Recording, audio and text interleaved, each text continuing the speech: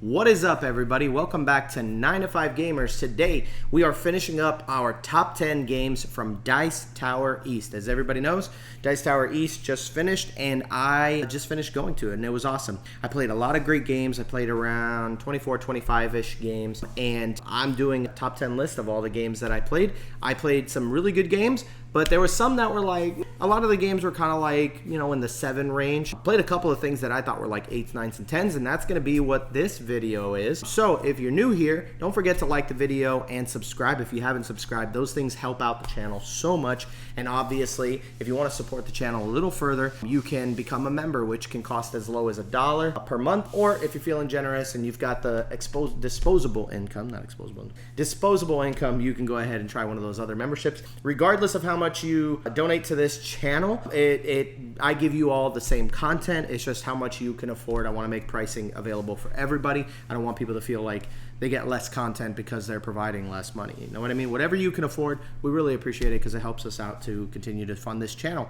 Without further ado, let's get into this list. My number 10 was a game called Zeus. And Zeus, I had some friends that I was playing with, and they were talking this game up a lot. They were like, yo, Zeus is really good. You got to try it. Oh my gosh, we love Zeus. And I was like, I will give it a shot. And so they taught us and we played like a 3-player game followed by a 4-player game. And let me tell you something, Zeus is a very fun game, man. It's such an interesting little puzzle because you all play as like an animal faction, and there's a zoo in front of you, and you're trying to get from the entrance of the zoo to the back of the zoo. And every time you get one of your player pieces to the back, you are guaranteed to score points. If you don't make it to the back of the zoo, you score 0 points. So you have to get at least one of your pawns there. But the problem is that throughout the game, there are these little peacocks that can move, and sometimes those peacocks will move into the empty spaces in the back, which there's only, I think, maybe, depending on the player count, I guess, there may be more. I don't know if there's like a different map or whatever. Like I said, somebody taught me this game. But there was like 5 spaces available, and so if somebody moves a peacock in there and takes up one of the spaces, there's less space for anybody else to go in there. But the way that you move in this game is very interesting because it's like, I want to move, and every time you move, you collect these little discs with points on them, and that's like currency that you can spend. I think the main goal of the game, though, is to have the most currency and collect the most of these like different discs that have different colors, and they're random when you put them out. But the only way to move is that when you're in a zone, each zone has like spots for, like, some zones have spots for only 1 person, some zones have spots for 3, some zones have spots for like 5, and the only way for you to move forward along a path is for you to receive votes, at least 50% of the votes, I think, from an area. And so, like, if you're in an area of 3 spaces, you need to get the approval of somebody else who's in your space, right? So that player might say, hey, can I get your vote so that I can move forward? And that player might say no. That player might say, I'll do it for a coin, or I'll do it for 2 coins. You also have an ability that you don't get to use. Your ability is only for other people to use. And so sometimes you might say,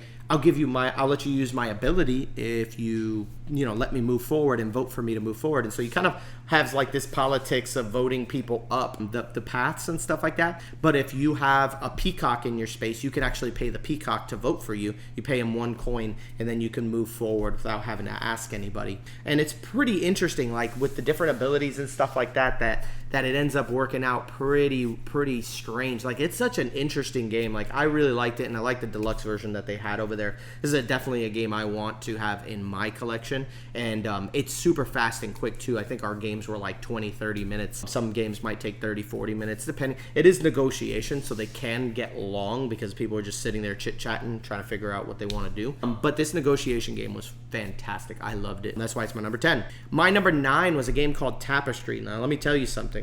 I was with some friends. They were teaching me how to play, but they hadn't played it in a while, so they were kind of like looking through the rule book and watching how to play, so we were trying to figure it out. And then we had a yellow flag up, which yellow flag means come help. We need somebody to teach us how to play. And so, like, I jokingly was like, why doesn't this thing work? And I picked it up and I start waving it like this. And as soon as I did that, I saw a dude running towards us. Like, literally, he was like briskly jogging towards us, not running, but he was jogging towards us. And I was like, oh, I'm sorry, I didn't mean to like do that. And then my eyes lit up because guess who's coming? And let me think, I know what you're thinking. You're thinking somebody from the Dice Tower came and taught you Tapestry. Nope, it wasn't somebody from the Dice Tower. You know who it was? And that's not a slight to them because they're super busy. That's not what it was. This is the guy who taught me Thunder Road Vendetta. which I will tell you, this guy, I think his name is Tony, and he always goes to the Dice Tower East. I always see him all the time. I should have asked if he was local. He was the greatest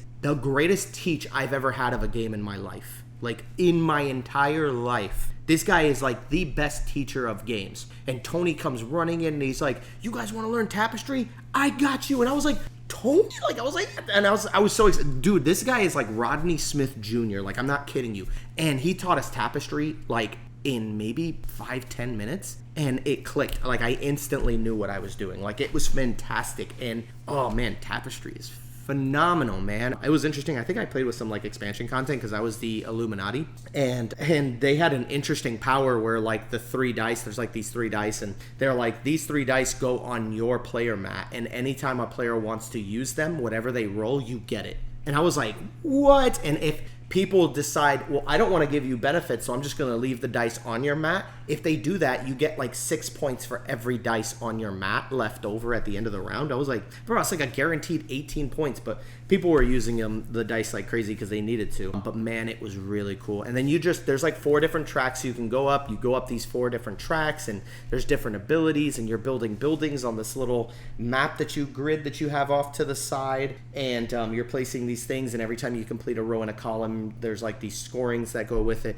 Tapestry has a lot going on. I don't know that I would recommend it for just anybody to play, but it's definitely a really good game. Like, it's a Stonemaier, like super well produced, very beautiful, but also plays very well. And I really enjoyed that. And that was when they were learning how to play and they were trying to set everything up, was when I got invited to play with this group and didn't end up going to do it. But it was really cool, man. I thought it was awesome, and Tapestry was great. And thank you, Tony, for the teach, man. Like, I don't think this guy will ever see my videos, but if he ever does, you're amazing, bro. Literally, I want to get your autograph next time I see you. Next game, my number 8, this is a game called Aquatica, which they had the expansion there at the Hot Games table, which is the new Coral Reefs expansion. And some friends of mine who had played Aquatica before had gone over there. My friend David has a copy of it, and I've never gotten a chance to play it. And so they tried to play the Aquatica expansion. They did, and then afterwards, he's like, I need to buy that expansion. And then when they went to go buy it, I think the next day, they had sold out completely of all that expansion. Like, they had none left. And I was like, oh man, I was like, that thing must be really good.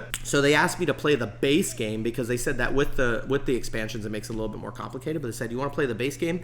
On the last day of the con, I ended up playing it with a couple of friends. It was about 5 of us. That's a great game, man. Aquatica's good, man. I really liked it. I think they had like a 5th player expansion, which came with some extra cards and stuff like that. But Aquatica is definitely a good game, and I struggle to understand exactly how to explain it, but it's like a deck builder of sorts, but you kind of like have a hand of all the same cards, but then you can buy new cards to put into your hand. But when you run out of cards, there is a card that lets you retrieve everything and gets it back into your hand. But it's more of like an efficiency hand management game where you're really trying to manage the cards in your hand and trying to use them specifically at the right times. And there's like 4 different like end game goals that you're trying to achieve, which are really interesting and really cool.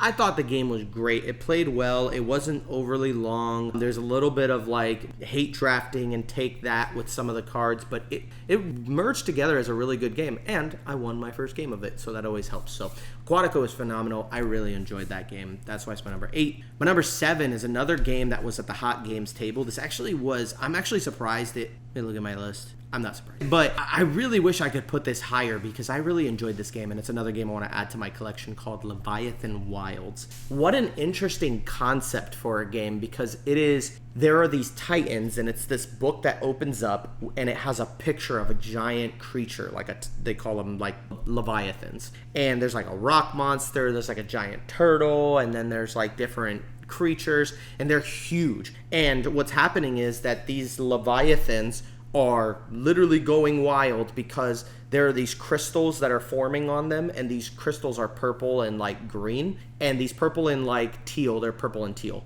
The purple and teal crystals are actually taking over like the mind of the Leviathan, and so the Leviathan is getting sick from them. And so your job is that you're all like mountain climbers who are there to heal the monster. Like, you're there to help. And I don't know, I feel like this is strangely similar to Skulk Hollow, which I heard is kind of the same concept, but you're basically on the climbing up this giant Leviathan, and the crystals that are on its body have dice on them that are rolled at the beginning of the game and then put out. And so some of them are like 5s and 6s and 4s and 3s and 2s and 1s, but you have to climb your way up to the crystal using movement, and you have like a deck of cards. It's almost like, it's not a deck builder, but you've got a deck of cards that you have, and that you draw like, I think 3 of them, and then you play a card for its numeric value on the top left. So it might say 3, 4, or 5. You slot that at the top of your board,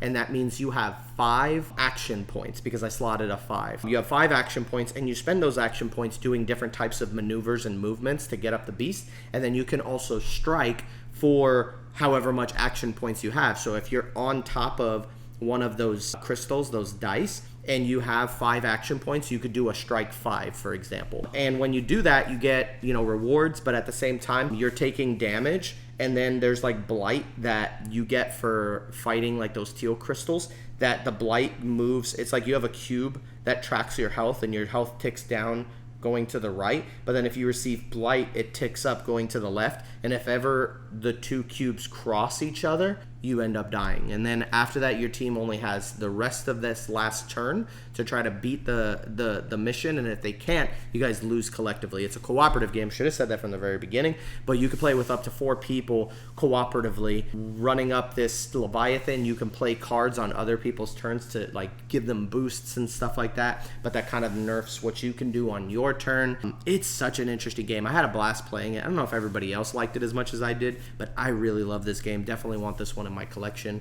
That's Leviathan Wilds. My number 6 is the White Castle, man. I got a chance finally to play the White Castle. I had requested it from Devere if they had extra copies, but I think because they were coming to the convention, they didn't have any copies to give out for review. Plus, it's an older game. It's not something new, which I think is they're trying to push out their new games. But I played the White Castle at Dice Tower, and basically, like, I'll say this: the what you do is easy. Like, learning what to do in this game, it's like pick a dice, put it on a spot, and do the action. Easy. It's literally one of the easiest games to play, like, as far as like what you do on your turn. It's pick a dice, place it, collect your rewards, next player. Like, that's how fast it is, or could be. The why is the hardest part of the game. What you're doing is not that complicated, but why you're doing it is so complex. Like, there's like tracks that you go up, and then you can spend those resources, and you got these little workers that you're trying to place in different areas. If you have gardeners, you want to put them in the garden because they can gain you points at the end of the game, and also get you bonuses in between rounds, I believe. And then there's like these little workers you put in the center that make their way up this castle, and if they can get to the top, they get like 10 bonus points plus an extra action at the top. Then there's like a war area where there's like different wars going on, and you can send soldiers into the battle over there on that side. And so like you're trying to get resources, gather resources to send these gardeners, forgot what they were, and daimios or whatever, and soldiers out into the field. And so you're trying to get people out into these 3 different areas, but they all cost like different resources, and so you're trying to gather those resources by placing dice. Man, this game, I was so frustrated that I didn't understand fully how to play it till like midway through the game. Then when it finally clicked and I finally got it, I was like, oh wow, this is really good. I totally get why people love this game. This game is phenomenal. Bought a copy. So, White Castle, amazing game. You guys got to give this one a shot. Very complex, but a very interesting game. 3-Ring Circus, again, another game that I was struggling with. Like, I struggled with White Castle at the beginning, almost to the point where I didn't like it. And then when 3-Ring Circus came around, which is my number 5, by the way, it was White Castle number 6, 3-Ring Circus number 5. 3-Ring Circus was like, I almost quit. Like, I almost was like, you know what, let's just play something else, because we was trying to explain how to play it. I didn't comprehend what was going on, and so we were trying to get it, and everybody at the table was just kind of frustrated because they were saying like the rule book didn't make any sense, and some of the stuff was like out of order. I wasn't 100% sure because I wasn't the one teaching the game, somebody else was, and so it was all of our first time playing. Luckily, some guy came in and started teaching us. I think we were learning how to play the game for like maybe 40 minutes to like 45, 50 minutes, close to an hour, learning how to play.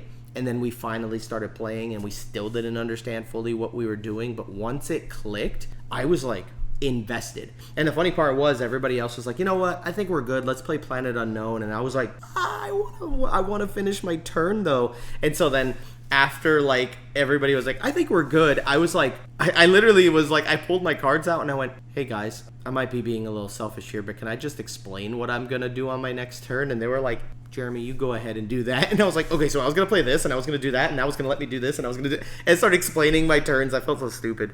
But, like, I was so excited to finish the game, but nobody wanted to. But Three Ring Circus was so good. I actually liked it more than White Castle, but not by much. Like, they're like neck and neck. It's like a little bit that they're off by, but man, what a fun game. Went ahead and bought myself a copy of that too. Shout out to the people at Devere, by the way. Like they hooked me up. They knew who I was, which is pretty interesting because they were like, "Oh my gosh, Jeremy!" It's like, how are you guys enjoying the games we sent you and stuff?" And I was like, "Oh, hey," because they've seen like my channel, I guess. And he was just so nice, man. The guy that was there was so nice, and they hooked me up with like the White Castle and the Three Ring Circus. Like, Devere, I love you guys, man. Like, sponsor the channel already. Like, let's just make this happen, because like literally I think Devere is right down the street. When they send me games, I get it like in a day or two. And so I'm like, bro, honestly, I just want Devere to sponsor this channel because, man, I have so many Devere games and I like them all. Like, I love Devere games. They're so good. And they make so many of the games that I love. I think Milfiore is like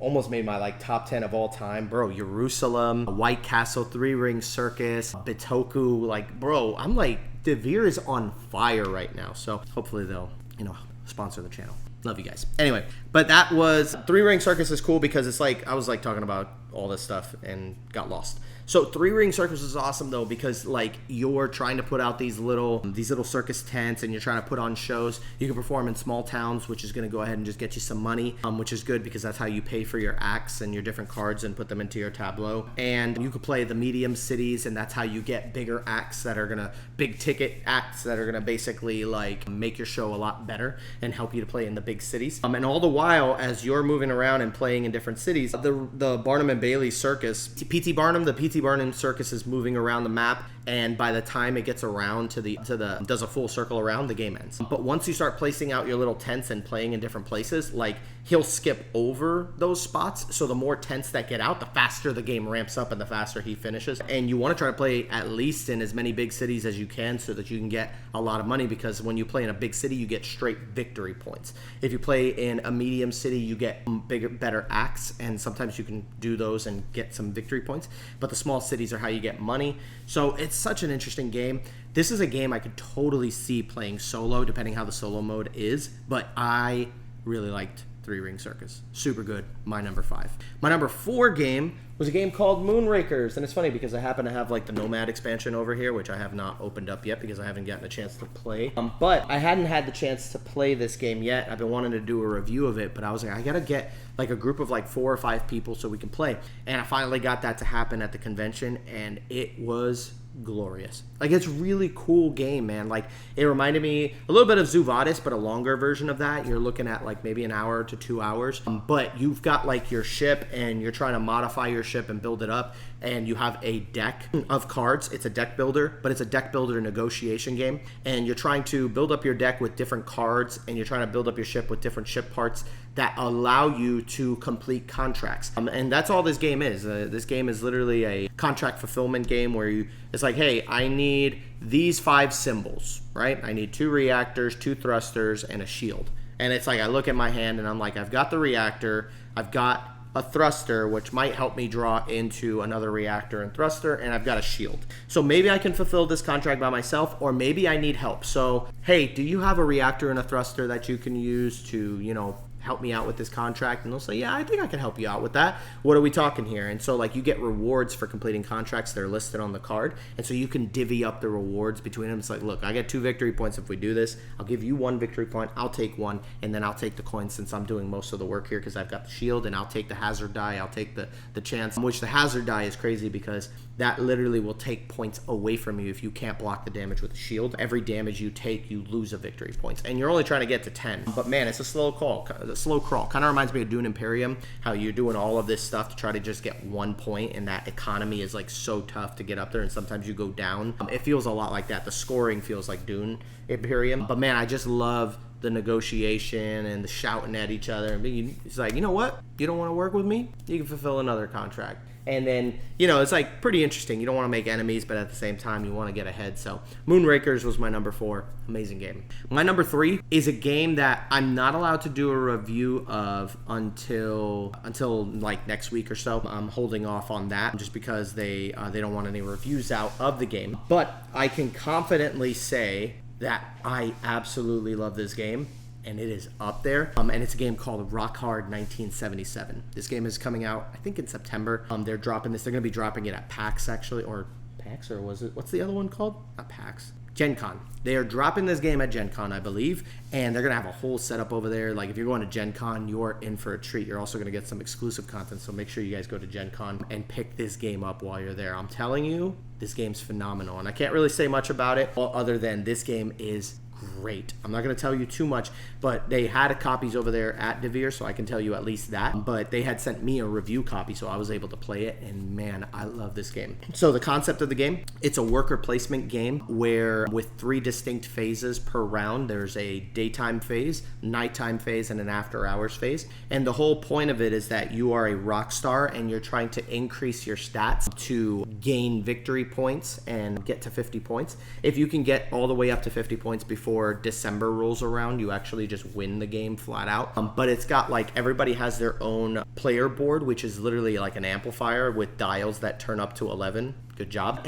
But you play as your own unique player with their own unique player power. You have a job which you can totally miss work. You can like, listen, I can go to work and earn like $2 or $3, or I could play this gig, earn $2 or $3, and increase some of my stats and get some more reputation and some fame and notoriety or whatever. So it's like, maybe I want to play this and just miss work, but if you miss work 3 times, you lose your job and then become a professional musician. Bro, I taught this game to a group of people and they were just like, oh my gosh, like the thematic nature of this game is through the roof. And there's some other mechanics I don't really want to tell you about just yet. I'll wait until I get my review out there, but let me tell you right off the bat, if you're going to Gen Con, must have game. I don't know, man. Maybe I'm just hyping this game up because I just really like Devere games, but it is from Devere and it was really good. I really like this game, and it is definitely top 3 of the games that I played while I was there at Dice Tower. But yeah, it was fun. But I played it with like my group of friends just to see what they thought about it, and it was great, man. My number 2 game, and this is crazy because the 1 and the 2 are like interchangeable almost, because these were my 2 favorite games of the convention. But my number 2 ended up being Sky Team. So while I was teaching Rock Hard 1977 to a group, a friend of mine, Vaughn, that we usually meet up with at the Dice Tower event, he usually comes down and he's the one who taught us like Dwellings of Eldervale, and he has like so many good games and he's always teaching us games. He's awesome. He's a teacher, so he's really good at teaching games. But he brought a game called Sky Team, and he was like, hey Jeremy, and I was like checking in on the table, trying to help them and stuff, and he was like, hey Jeremy, while you want to play a game of Sky Team? And I was like, that's a quick game, right? I heard that was really good. And he's like, oh, it's very good, you should play. He pulled that game out, he set it up, and he timed it too. Like, we ended up letting him, I ended up telling him to play it with David, my friend David, and I was like, bro, time it and see how long. It took him exactly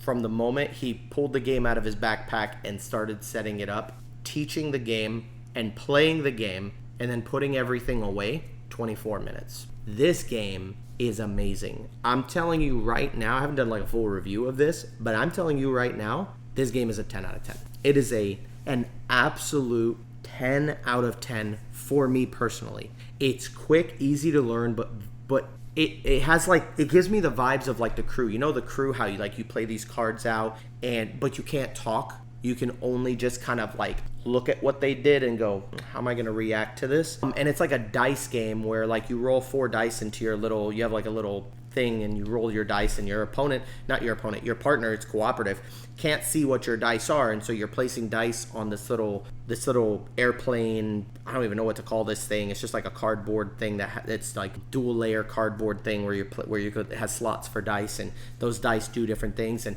you're trying to manage like the tilt of the plane, but at the same time trying to manage the speed of the plane so you're not going too fast. You got to radio ahead if there are airplanes in like areas ahead of you. You got to radio ahead to clear those airplanes off the little sliding card, and we got to get the landing gear in order, and there's certain things you have to do, and you can, if you don't have anything to do with the dice, you can actually just put it to gain some coffee, and then coffee lets you modify the dice by plus or minus 1. Bro, this game was great. I love this game. It's just a 10 out of 10. Like I heard so much hype about the game, and I wanted to get a copy, and this game is literally impossible to get at this point. But man, this was very close for my favorite game of the convention. Actually, it could be the first favorite game of the convention, but I left the number 1 slot to a different game, which is an interesting game, and it is Evenfall. Evenfall, I don't care for the theme much. I think the theme is like witches, which I'm not super into stuff like that, but like you play as like a clan of like witches but it's like, if I told you right now what this game was and I try to explain all the mechanisms and how it works, you would be like, there ain't no way that works. It's a card game that has tableau building. It's a tableau builder. It's a resource management. What is the name of that thing? It's like Splendor and engine building. It's got engine building. It's got worker placement, area control, combat. I'm like, how? And like, if I were to tell you that, it'd make you go, I'm out, I'm good, I don't want to play that. But the game is so easy to play and so simple to like really learn and understand that once you start playing it, you're like, yo, this is fun.